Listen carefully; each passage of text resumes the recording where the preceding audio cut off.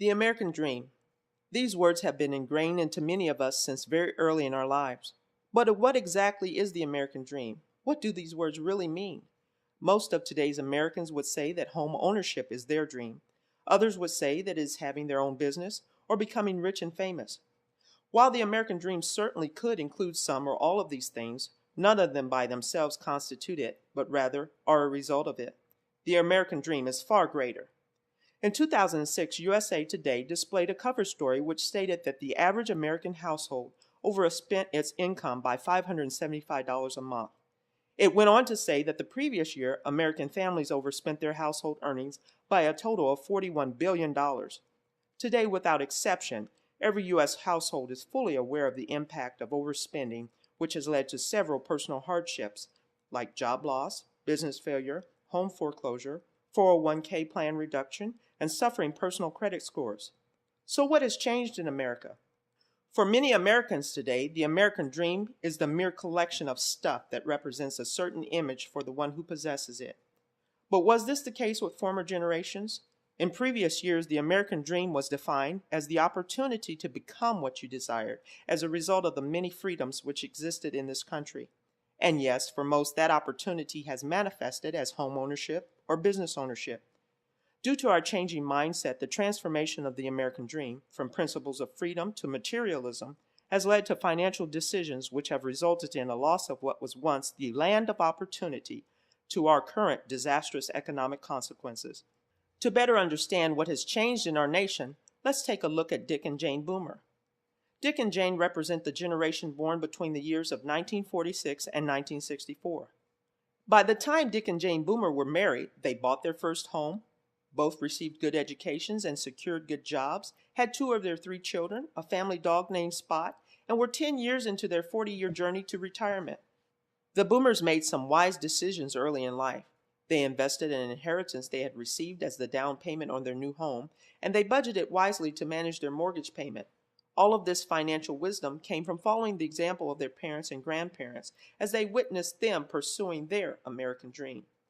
Unfortunately, something went wrong with the Boomer family story. They did not live happily ever after. The Boomers thought they were living their American dream. Dick got a promotion and Jane received a raise. They had worked hard on paying off their house and had not purchased anything extravagant.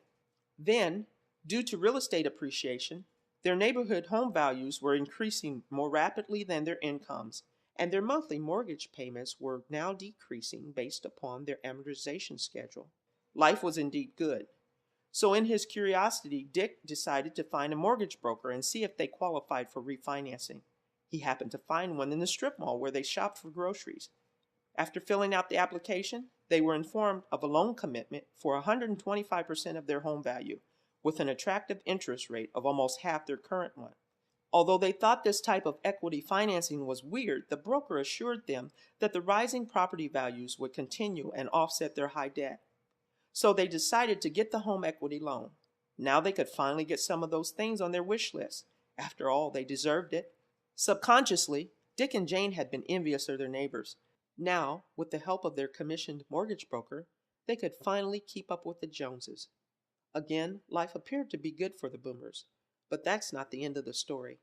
A few years later, it was now time for the oldest 2 children to enter college, and Ivy League universities were under consideration. So the Boomers agreed to once again examine refinancing their house, and once again they had cashed in. Soon after this, Dick was called into the office for his annual review, only to find out his company had been bought by a company in China, and every employee was being issued a pink slip. Later that year, they received some more life-altering news. Jane had been diagnosed with cancer, and Dick's insurance had expired. He hadn't secured a new job yet, and Jane's insurance was insufficient to handle the treatment costs. They now had no other choice but to sacrifice their retirement condo in order to pay the bills. By this time, they exhausted their savings to get Jane through surgery and radiation therapy, and they had already defaulted on their 9 credit cards. They had nothing to fall back on. The Boomers were now in jeopardy of falling behind on their mortgage payments and saw no options available to them other than selling their cherished home.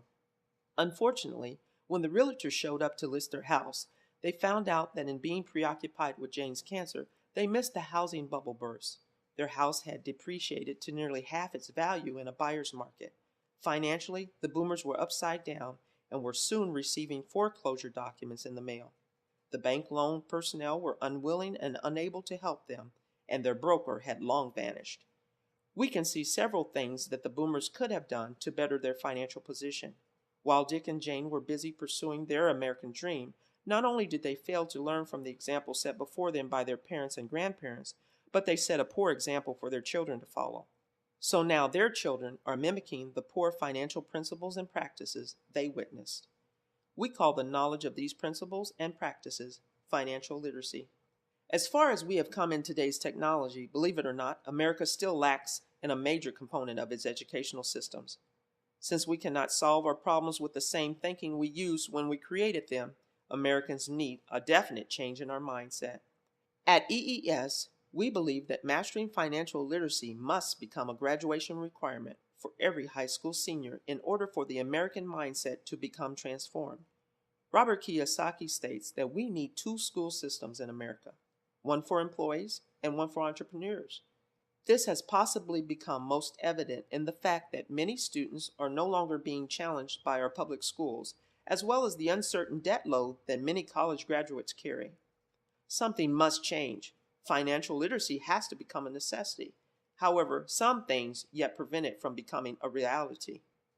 One thing that prevents the certainty of teaching financial literacy in public schools is the fact that most teachers report feeling underqualified to teach economics and personal finance. There's a call for the certain need for financial literacy instruction today, and EES is committed to answering it. However, we believe this will require the collaboration of many experienced professionals submitting resources that can be compiled, edited, and disseminated online.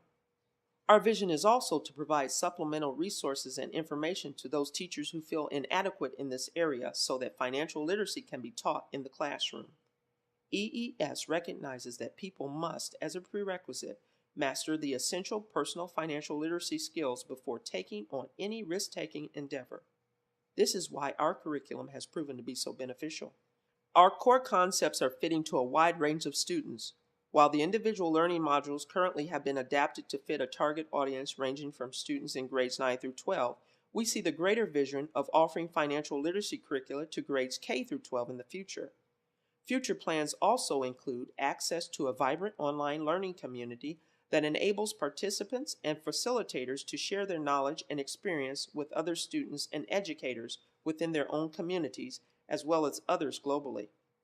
The modular format can be easily modified to meet a variety of delivery schedules, from an intensive boot camp style program to a 2-semester capstone course, and can be delivered in a traditional, blended, or virtual classroom. So how do you take a boring and confusing subject and effectively teach it? The answer is, make it simple. Teach it in pictures.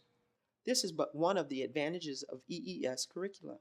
EES uses the unique style of Dan Rome, author of The Back of the Napkin, and his napkin drawings to introduce the complex concepts of its modular training.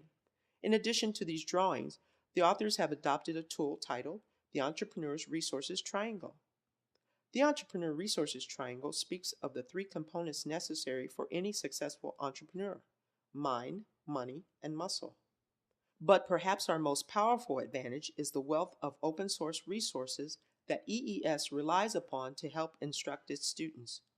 Primary examples of this are the ERO Wiki and the Dick and Jane Boomer case study, which relies heavily on open source resources to communicate complex financial concepts, especially the Khan Academy video library. We see the pairing of the EES content and Khan Academy videos as very advantageous to teaching financial literacy principles and practices.